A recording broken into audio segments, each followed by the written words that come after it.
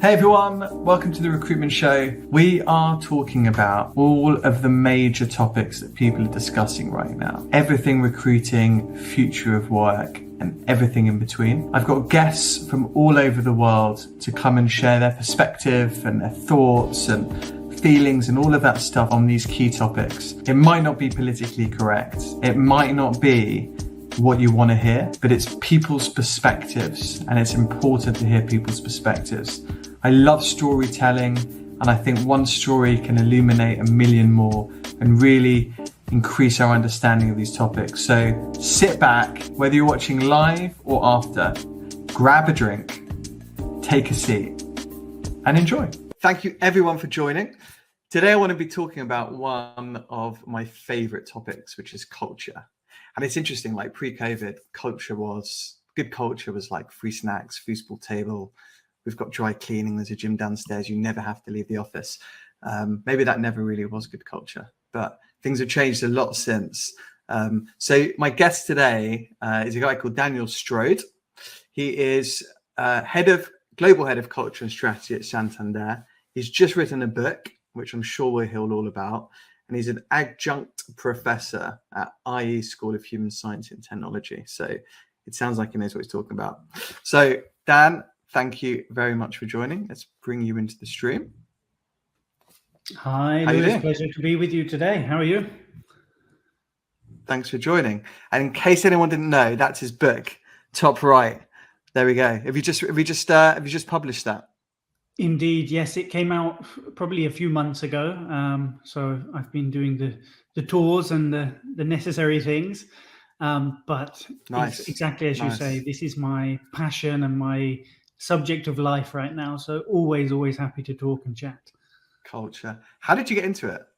Like what's been the kind of the career journey that's brought you to this point? It was really strange and unusual, I would say. So I was working in Santander Bank in the UK, and I was in the strategy team there. So looking at things like mergers and acquisitions, changing the price of mortgages, those kind of things.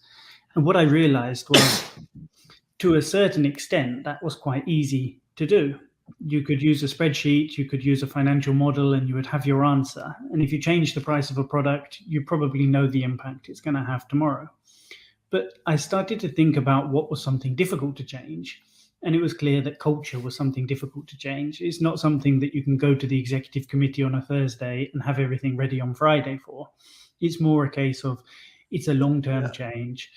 And that challenge became really interesting to me. And I said, I want to go into this. So I've spent the last 5 or 6 years really going deep into culture. And as I say, it's now my passion and the thing that I'm most enthusiastic about.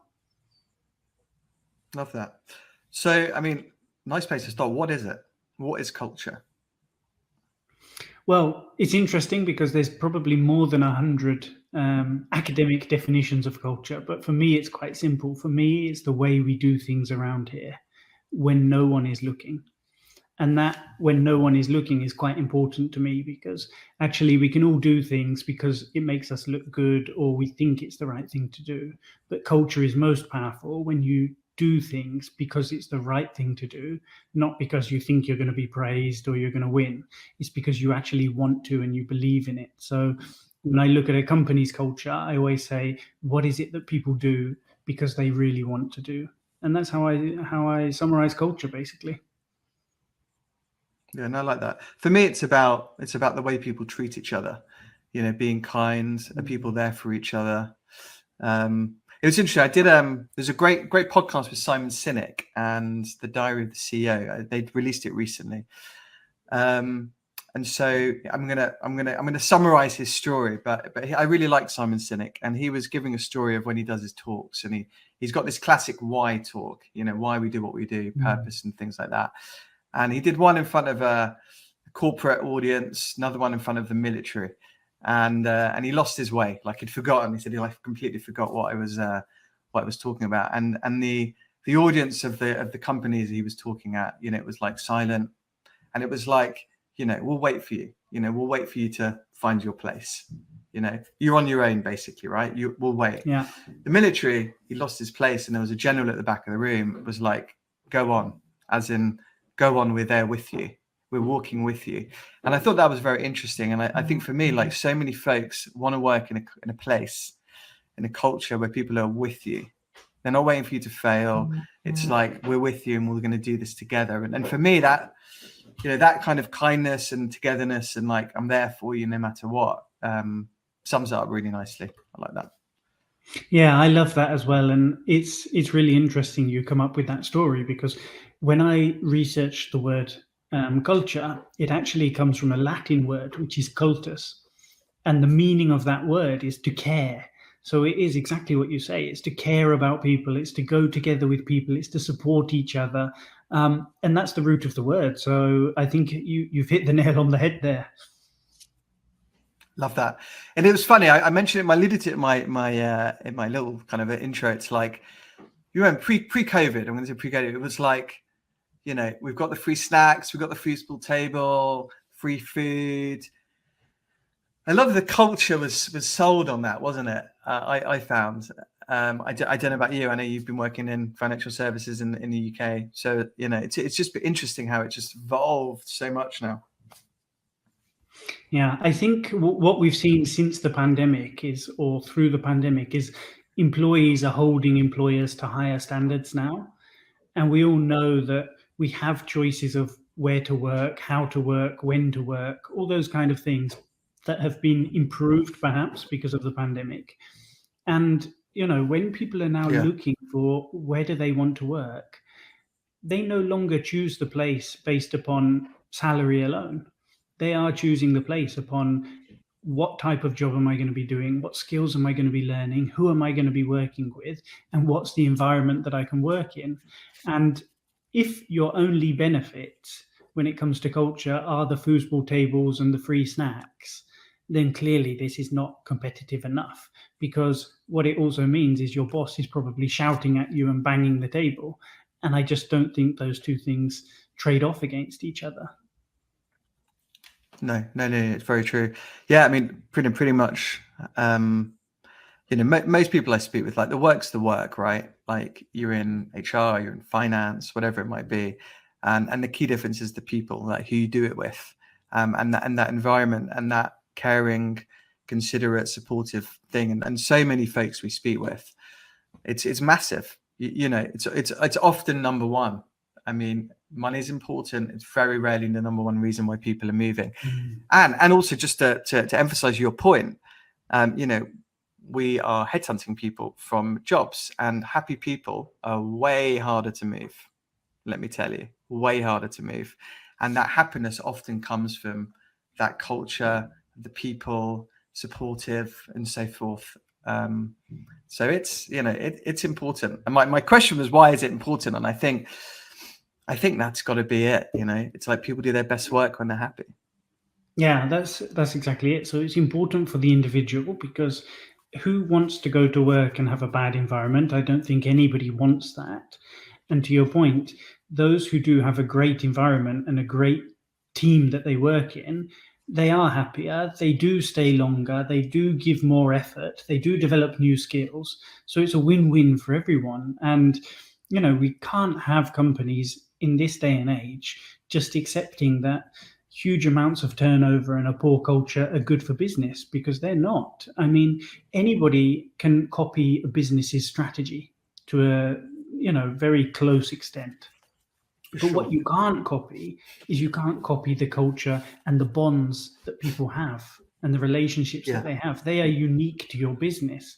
And that's why I call the book actually The Culture Advantage, because actually when you do have a great culture, it is your competitive advantage as well, because it can't be copied. I always think about a computer and I say, your strategy and your operations are your hardware in the computer. And actually anyone can reverse engineer that. But the software, which is your culture and your way of working, is much more difficult to copy. And there's no one size fits all when it comes to culture either. So the culture that might be good for me may not be good for you. And that's okay as well. Everyone has to have their own way of doing things. So you wouldn't want to copy necessarily. And that's the joy of being able to explore all of these companies, what everyone is up to, and see what do they think is a good culture. True. I think it's also just important to be open and honest with it. I'm going to use Elon Musk, the Twitter thing, as a good example, because he was like, you want to work here? It's 24 hours a day. It's 7 days a week. And kind of take it or leave it, right? Which is interesting because like, you know what you're getting into there. Like it's just completely clear. And also a lot of the banks, you go into investment banking or private equity, or an accounting firm, law, like you kind of know, like it's long hours, you get paid well, like that's where you're getting into, and it's kind of is what it says on the tin. I have an issue with where firms are like mis-selling culture, or it's not what it says in the tin. Like their employer brand isn't quite what it really is when you get in there, right? You're marketing like this wonderful culture, and you sell people on it. They get in, suddenly people aren't staying so much. Your retention rate's not very good, Yeah. and you're like, well, how come? And it's not right. It's not. You do hear that a lot. Where do companies go wrong on that? I hear that a lot as well, and I know it's a true and it's a fact. And one of the interesting things is my students always ask me, but Dan, I want to go and work at one of these top 4 accountancy firms, and they don't have a good culture. And I say, what do you mean they don't have a good culture? Actually, they have the culture that is for them. And that when you're 20 years old and you go and join them, you're going to work 20 hours a day, you're going to learn lots of skills, you're going to have exposure to clients, and that you're in that game for 2 or 3 years, and then you will go and do something different. And that, to your point, is okay because it's very clear and the companies are being honest. The problem comes when you're not honest. And, one of the websites I absolutely adore is Glassdoor, because people are giving an insight into what is it really like to work in a company. And when that doesn't match with the EVP and the branding that a company has, honestly, my advice to them is to say, just don't even bother with the branding, because you do more damage setting these false expectations with people than just telling the truth. You choose where you work. Some people want to work 20 hours. Some people want to work for more money, less money. Some people want to work in central London. Some people want to work remote. That's okay. There's plenty of people for plenty of jobs, but you need to be honest. Because when you don't, you get that turnover, you get that resentment, you get the people bad-mouthing the company, which is not good for the long-term success of the company. And it's just not necessary, honestly. Yeah, I completely agree. It's interesting, that whole scenario, because you have on the one side the company, and companies are made up of people, right? So, but you have, like, let's say, and also I think culture. Yeah, if we're talking large companies, they have a culture, but then also I think teams have different cultures. There's a lot of cultures within a lot of these big firms, and your experience is often most governed by the people you are working with most closely, right? The leader and the team members and stuff like that. So it's interesting. I think if you're hiring, I mean, maybe do a 360, like be honest. Like you might think this is what it's like, but like seek feedback, I think, and just what is it really like to work with you and in your company? I think that's important, because you will be more effective at hiring. Because if you get that bit up front and you're honest with this is what it's like, then you're going to find a better match. Because I always say there's no like perfect candidates, right person for the right job. And to your point, like some people suit different cultures than others, and that's the trick with hiring. It's finding the right people for the right jobs and building that out. I also do think as well, on the other side of the coin, is you've got to take responsibility for yourself, right? So like as an individual, be introspective, and it's like, so where do I think I'm gonna thrive? What do I enjoy? Well, to your point about 20-year-olds going and becoming a trainee accountant and stuff. Where are you in your life? Are you prepared to grind for the next 5-6 years to get your ACA and then go into? So you've got to be very introspective, I think, as well. And then you can interview prospective employers for it.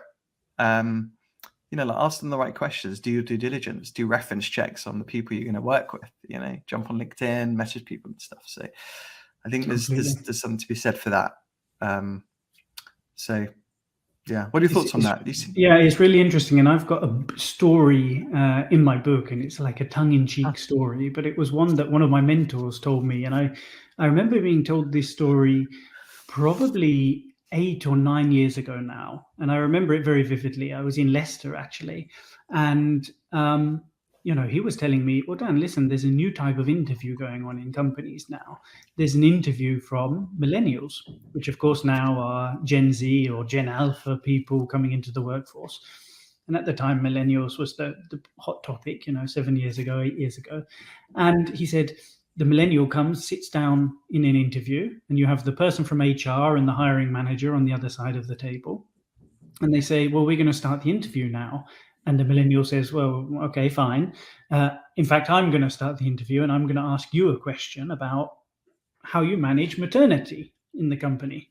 And the hiring manager looks super happy, goes into the desk drawer, pulls out a binder of A4 paper, flips to page 200 and says, here's the maternity policy. And the millennial, says, okay, I'll give you another chance. And the same thing happens again. And at the end of the interview, the millennial says, thanks for answering my questions. I'm now going to post my review of you as a company on social media.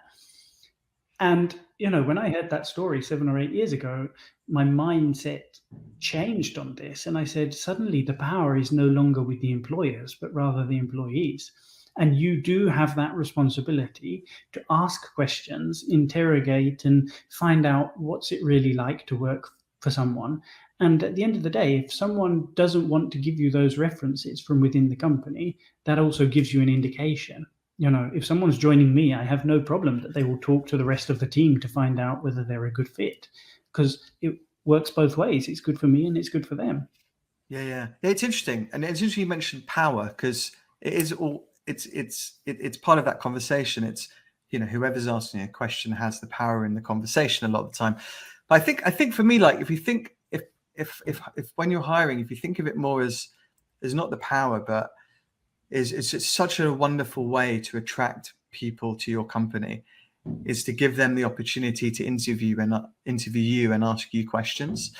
It's very competitive for people right now, despite what you might be reading in the papers about banking crisis and tech firms making redundancies and all this kind of stuff. There's still a real high demand for people, and companies are finding it difficult to attract the right folks. And they're doing all that. They need to do all they can. And even if it was the other way around, you should still behave like this anyway. It's, for me, I like give the candidate the space up front to ask the questions they need to ask, because it's the most important life decision you're pretty much going to have to make, is choosing who you work with. It's like the thing you do most in your day. It's, you're going to be working for, not to depress everyone, probably 60, 70 years. So it's important. And it does say a lot about you as an individual. It's like, so Dan, what would you like to know? I'll ask anything. I'll answer anything, and suddenly it feels so supportive, like we talked about at the beginning. It's suddenly just a very different vibe, isn't it? Yeah. And what a way to start your relationship with the company, with your future employer, with your future team. I mean, you're starting by saying we are open, honest, transparent here, and that those things comprise together and become, the foundation of a good company culture, a foundation of a team where you do want to work, a team where you can speak up and contribute. So all those good things. And, I always like to say to people, do you pay attention to your company culture during the recruitment and onboarding phase? And how do you do that? And some people tell me they have a tick list or a checklist of 20 things, and they try to tick them off as quickly as they can. And others say, no, we do spend time. We do one-to-ones. We go to lunch on the first day as a team. We talk about the culture and the expectations, and we go deep on some of those things.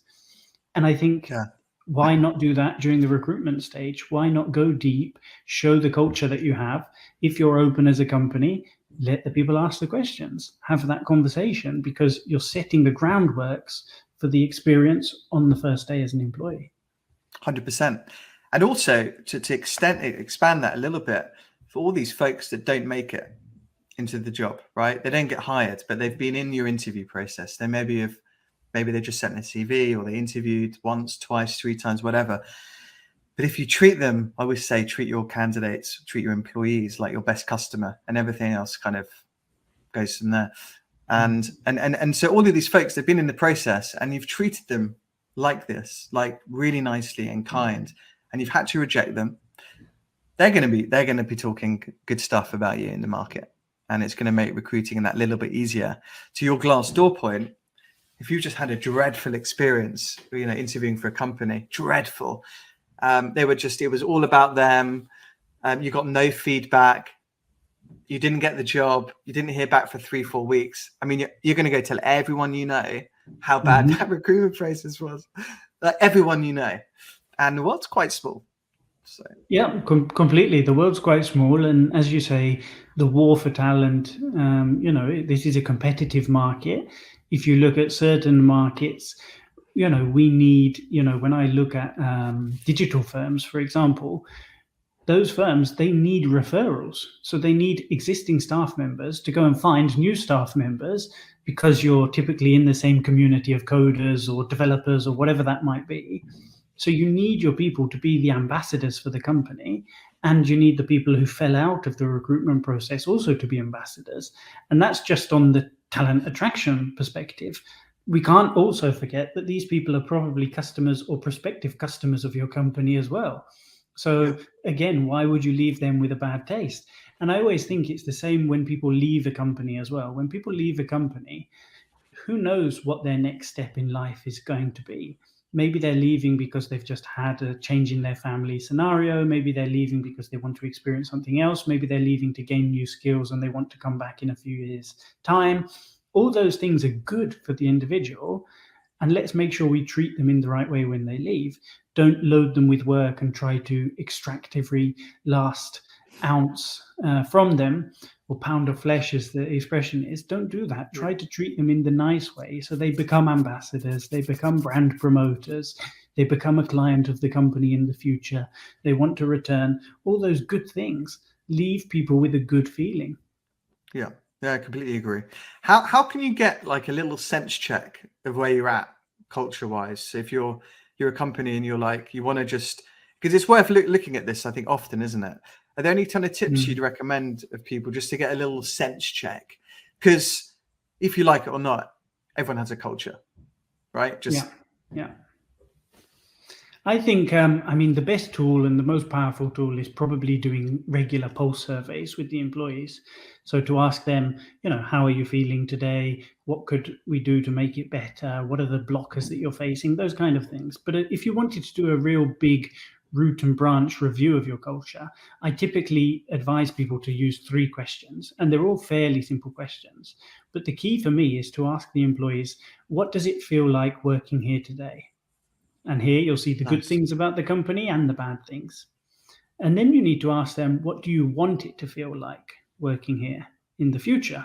So here you see, what are people's aspirations? What are their wishes? And then the third question is, okay, so you've told us what it's like today, what you want it to be like. So how do we get there? And here they'll tell you what actions need to happen. Well, the bosses need to stop shouting, or we need to hire more people, or I want free food at lunchtime. Whatever those things might be, they will tell you. And I've always found it much more powerful to engage the employees with those 3 questions and then do the change management as a result. And you typically see companies who've done that process have stronger, more successful implementations of their culture.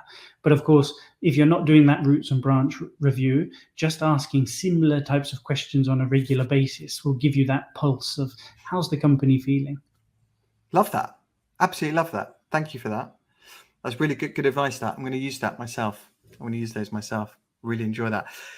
Question. So in the UK, and actually more broadly as well, I think that you're seeing kind of average job tenure, like 2.5 years or so, right? 2.5, maybe 3. I mean, that's subjective, of course, but pretty much is that. Do you think it's harder to build good culture when folks are moving so often? Like, is it more challenging? Probably it is more challenging because you're having that rotation.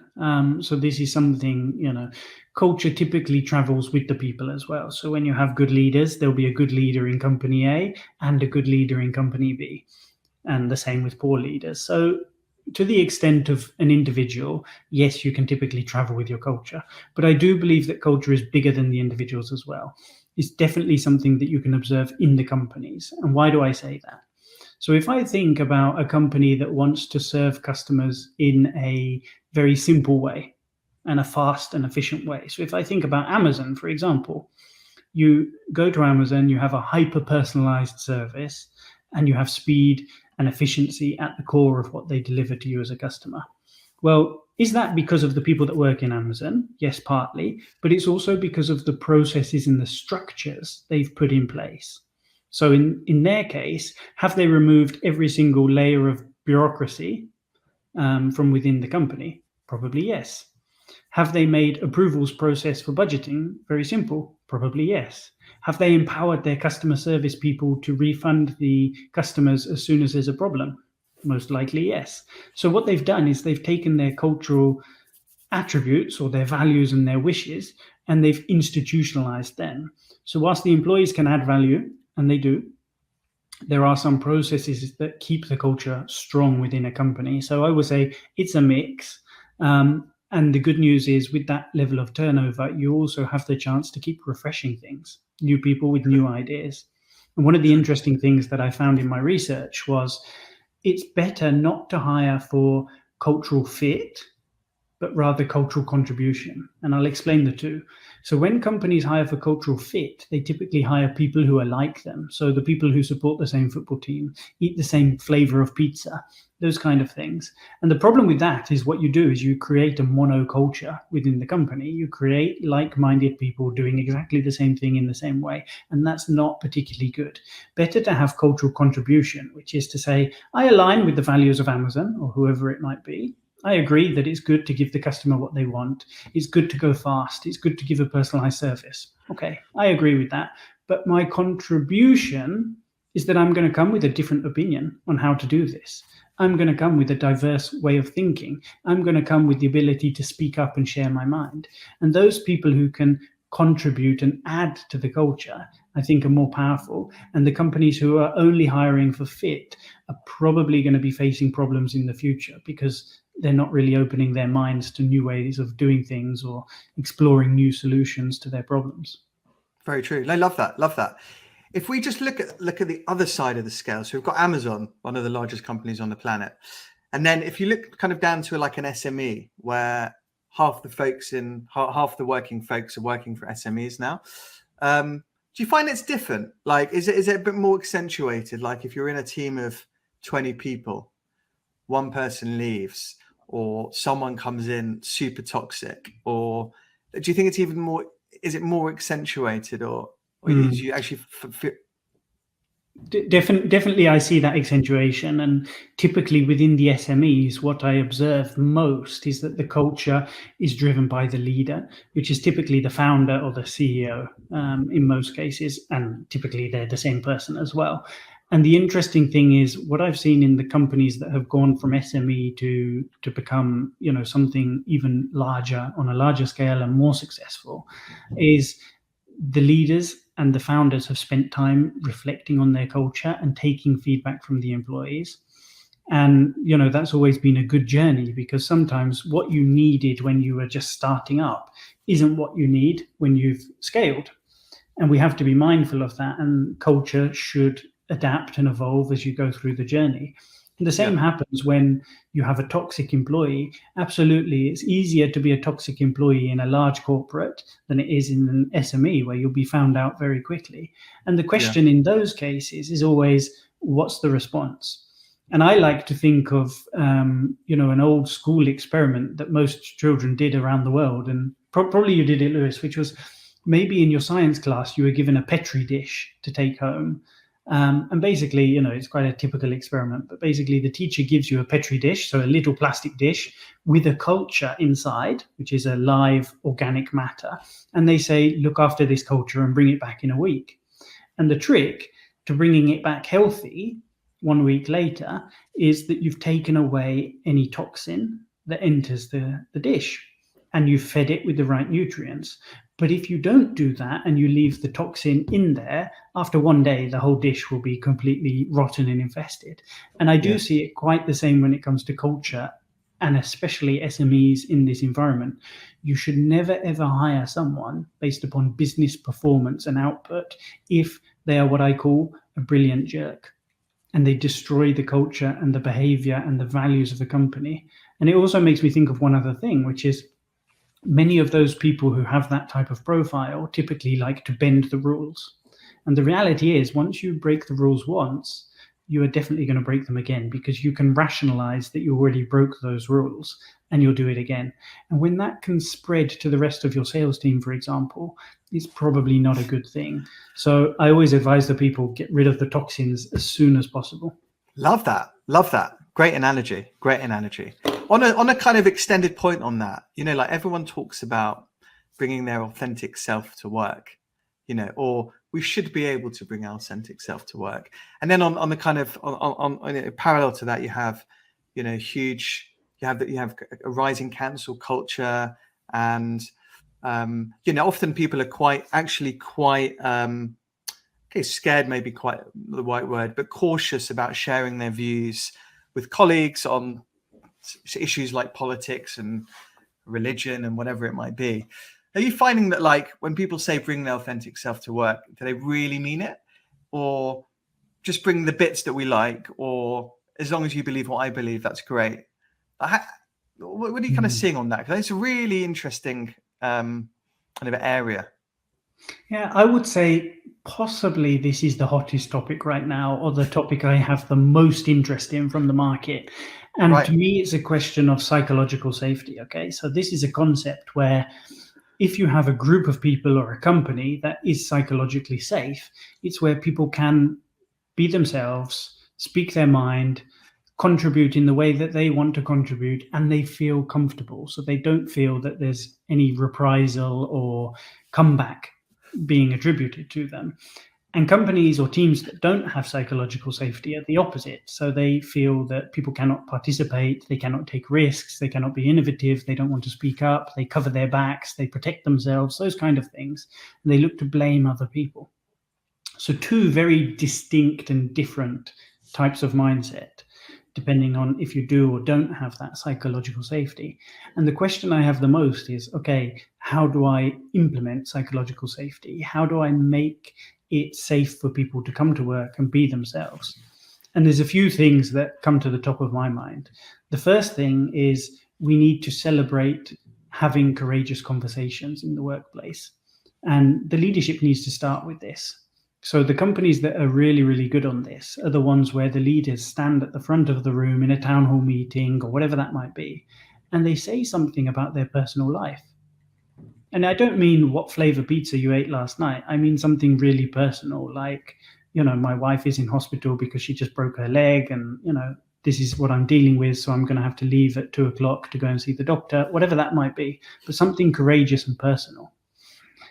That is a really good way of showing and indicating to people it's safe to talk here, it's safe to bring your personal life into the work life, which should be one.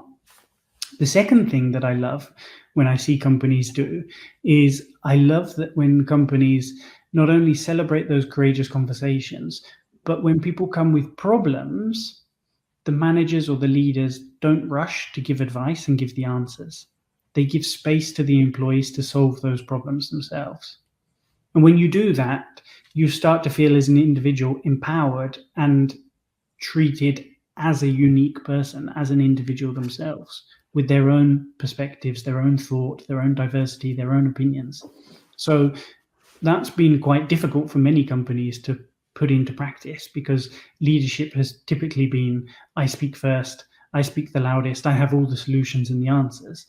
And the world that we live in today is just not that anymore. Leaders shouldn't have the answers. They should help the people. Yeah, no, I agree. But then also, I think a lot of companies are finding it difficult because society is finding it difficult. I mean, like, I think it's probably agreed that it's very polarized right now, like everywhere. And America's a good example because there's two political parties and you put a flag in the sand, and, you know, polarized. Even we had, you know, in the UK, we had Brexit, very polarizing. Even the conversation around, you know, over pandemic and vaccinations, very polarizing. And I think the context and the outcome of that is people get quite scared or reluctant to really share their views on stuff. I did think that the vaccination conversation was very interesting because if you took a step back and just looked at the whole dialogue, it was, you got vaccinated or you were stupid. That was like kind of how it started, right? And then it was like, well, that's an interesting way to have a conversation, because maybe people want to learn. And the way to learn is to have a conversation and be confident or not scared to ask questions and things. And I found that very, very interesting. So you've got all of that context, and then you bring it into the workplace where, to your point, wonderful to add to your culture with people that have different perspectives and views. And then you're thinking, well, how does that work? Because society, it's very difficult, and you've got social media and there's a lot of stuff being thrown at you and stuff. Then suddenly you're in a working environment where you're earning money. You want to get on because you want to get on in your career and you want to get promoted and you don't want to ruffle feathers. And so I'm still I'm unsure whether people, certainly in bigger firms, I'd say bigger firms, but maybe it's true across the spectrum, they're really, really happy to be their authentic self. Like really, because of the kind of context of what's going on in society. Yeah, you do have to look firm by firm, right? So there's no definitive answer I can give you and say, yes, the market in general is doing great or doing poorly, but it is firm by firm. But the interesting thing is, for me, human resources professionals have never been more important than they are today. And this is something that's super exciting to me, of course, working in human resources. But I think they are so important because they are having to deal with things like the return to the office. They have been dealing with the vaccination efforts. What is our corporate policy on vaccination? Who are we going to let into the office depending on whether they're wearing a mask or not? What do we say and what message do we give about the vaccines? Do we educate our people or do we stay silent? And all of those questions are things that we've never had to explore before. The same when it comes to politics. You are red or you are blue. What's our position on this? And how do we talk to our employees? And typically, employees probably pre-pandemic never really looked to their employer for advice on things outside of the workplace. But I get the sense that a few people are really looking to the employer now for indications or to take a stance on certain things. And definitely what we saw with the Black Lives Matter movement in the US in particular was the companies who responded fast and in a good way, obviously, really were successful with not only their employees, but also the consumers. And the companies that didn't say anything at all really suffered because they said, why are you not taking a stance on this? We need you to be taking a stance. We expect you to be saying something. So sometimes it's very difficult for a company because typically we've not been in these social situations before, but we're pushed to respond very, very quickly to what we're facing. And that's the sign, of course, of good and strong leadership when you do it right. Yeah. And then just on that, and this is slightly cynical, but my point is just a company spending more time marketing what their culture is or what they want their culture to be than actually spending time building it. So your point on Black Lives Matter and the vaccine, all the stuff, I mean, so much stuff that's happened recently, right? Are people spending more time posting from their company's social media page in support than they are of actually speaking to their people and finding out how it's affecting them and what support they need and being there for them. And I think, again, company by company, but what we said at the start of this, like half an hour ago, was you can't say your culture is one thing, but then act in a different way because you're found out super fast.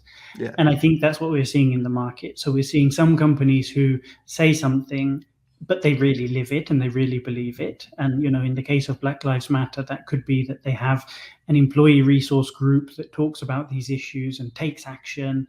They have positive ways of helping Black talent have training and development opportunities.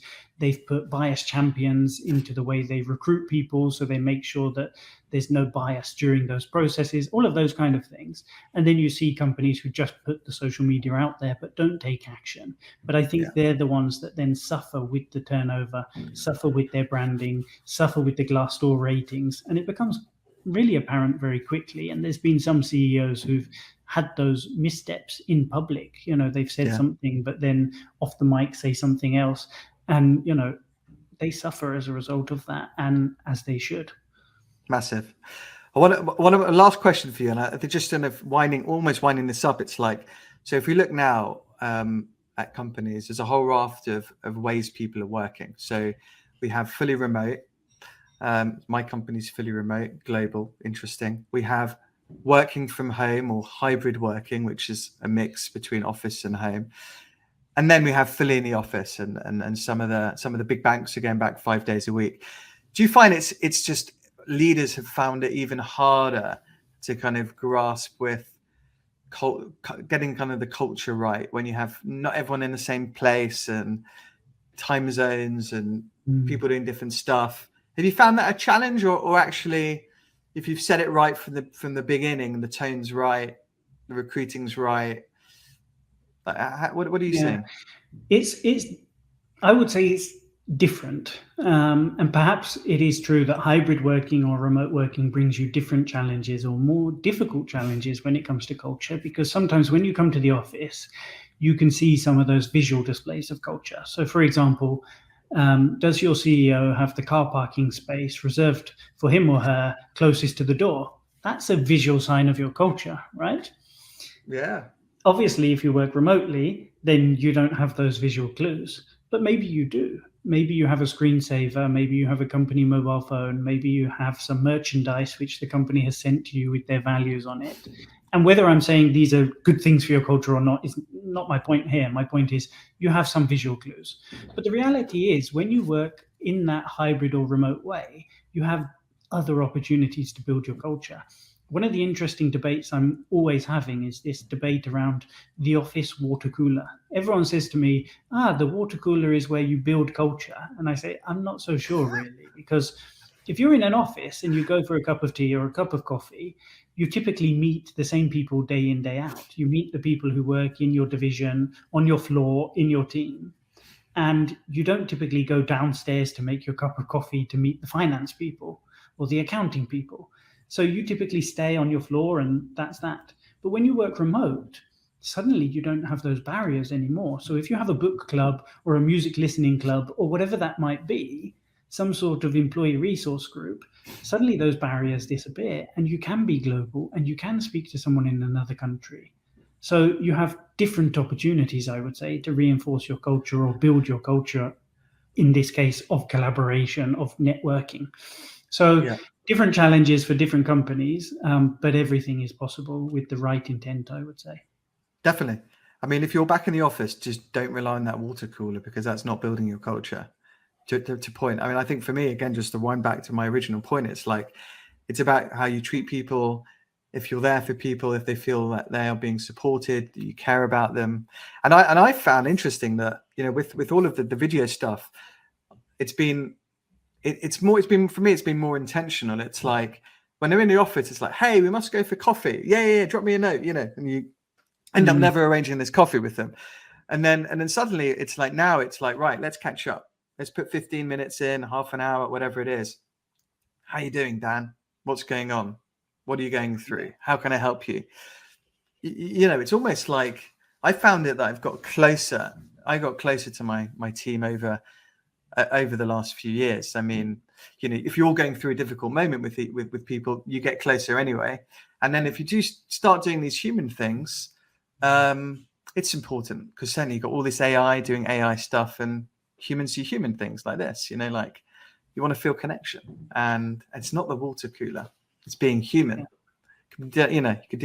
100% agree with you here. And I suppose that's been the good thing again of the pandemic, which is many managers and leaders have really increased or boosted their skills on how to look after their team, how to really care about someone, how to ask those questions. And the interesting thing is, at the start of the pandemic, we didn't probably know the signs of someone who was struggling at work remotely. But now we know it. Now we know, hold on a minute. They don't turn their camera on. They're not talking so much. They're missing the details. They're missing deadlines. All those things are indications that maybe someone's anxious or struggling or having a personal situation. And we've learned to pick up on them now. So, of course, we're social animals. And doing things online is more difficult than seeing someone face to face in the flesh. But we've learned and we've adapted. And as long as we take that forwards, I think we're going to be in a better position. Yeah, love that. What a great place to end. Thank you so much.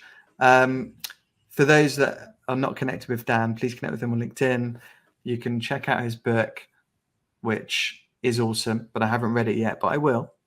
Thank you very much for joining me. Thanks, everyone. Thank you so much for watching. Hope you enjoyed it. Please do not forget to subscribe in all the usual places: YouTube, Spotify, Apple Podcasts, anywhere you like to watch or listen to a podcast. Any comments or feedback, please drop us a DM. If you've got anything that you want us to discuss, again, feel free to get in touch.